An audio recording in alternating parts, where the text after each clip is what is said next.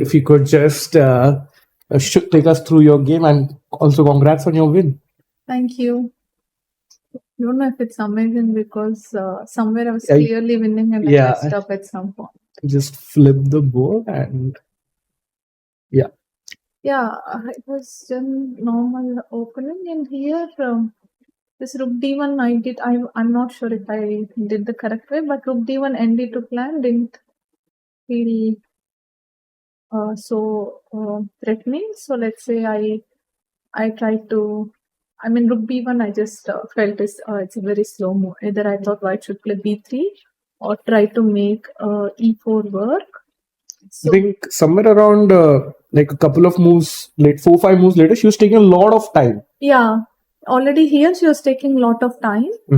White has a very pleasant position and should play simple moves. So when she played rook b1, I understood b4 is the idea. But then I was okay to allow that because I felt like white's position is becoming really slow.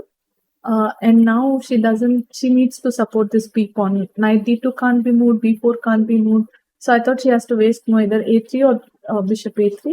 And after that, I thought c5 is logical because anything else, maybe rook c1 is coming.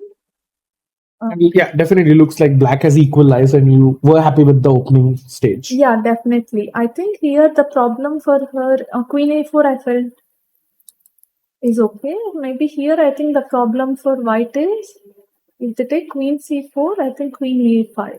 Yeah. Maybe this is the reason she was taking a lot of time. I'm not sure. So rook c1, I mean it's just a pawn. Like I took the pawn and I tried to keep the pieces as much as I can. I hear she's already into severe time trouble. In the haste to win like quickly, I kind of started missing moves, I think. Yeah, here I think something should be knight c6 and knight d4 should be very strong. Yeah, this is completely winning. Suddenly after getting winning position, she started resisting and playing fast and you're very well played on her, but especially after being lost for so many moves. And I think she played 23 moves in 6 minutes. Yeah,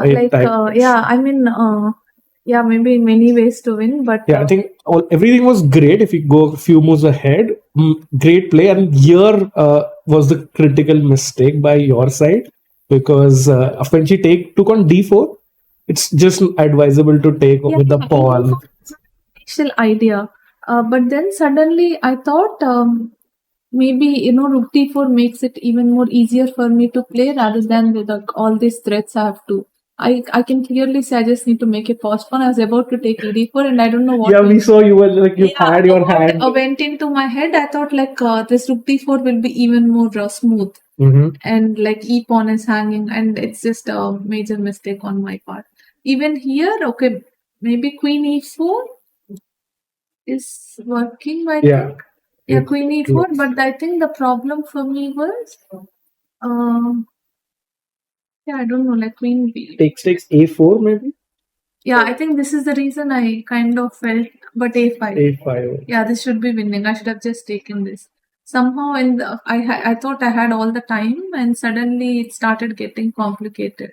So this was also still great and now you played correct. Rook d2. It felt like winning. I completely missed this bishop e2 and it's like kind of it's irritating when you know that it's winning and suddenly like she's resisting and resisting.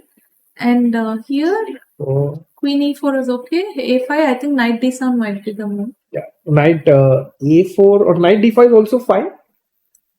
Then suddenly it got, I think. So knight d5 is fine. Knight d, and now you have to find knight e3. I wanted to play, but that is the reason I played knight d5. But especially with bishop on f1, I wasn't sure if it's working. Because knight e3 and it's this is what I took a lot of time to calculate, but I just couldn't judge the position like what's happening after queen c5. I thought like knight f1, rook f1. I mean, on a human side, I just couldn't find. Maybe there is something. I think let's. Yeah, so knight d1. Okay, knight d1, knight d1, knight g4. Yeah, there are many ways. Yeah, this rook c. Yes, knight e3. I was trying to make it work, but even other than that, there should be many ways. Suddenly I started like rook f8 is like something completely unexpected. Mhm. And then I started like getting into time trouble, and I thought like, okay, even if it's better, maybe middle game it will be a little difficult. So I exchanged Yeah, just there was another moment. I think you had to get maybe the pawn to e3 now somehow. Yeah, so maybe knight d7. I was thinking actually. Yeah, this is possible clearly. Then I couldn't judge like queen b3, queen d4, queen e3. I couldn't judge this position. Mhm. So I thought like, okay, I'm just getting this rook d5, but like rook a5, bishop c. What was going on in your mind in this position? I kept on missing moves, and it just felt. You felt she was back in the game? Of course, it's very clear she's back in the game. So I tried to not be disappointed and just try to play the best. At least I know that it's difficult for her to play. So I think somewhere here, kind of. She had to take. Yeah, rook c2. Yeah, I wasn't sure what is happening to this ending, but it felt like, yeah, I think middle game I should have finished it. But okay, overall, like finally somehow I managed to get this tricks. I think she missed knight e5 here, and then it's easier. Then it's a win. But yeah, great win. A win is a win. First win of the tournament. You're back at 50%. How does that feel after 3 rounds? Starting with the loss, I'm just trying to play my best chess and play some good chess, and that's it. And you were the bronze medalist in the last Grand Prix. What are your goals at this event? It won't make much difference in the standings. Yeah. The chances are very less for any sport, so I'm just going to enjoy the games here. All right. Thank you so much for a nice win and showing us the win, and good luck for tomorrow. Thank you.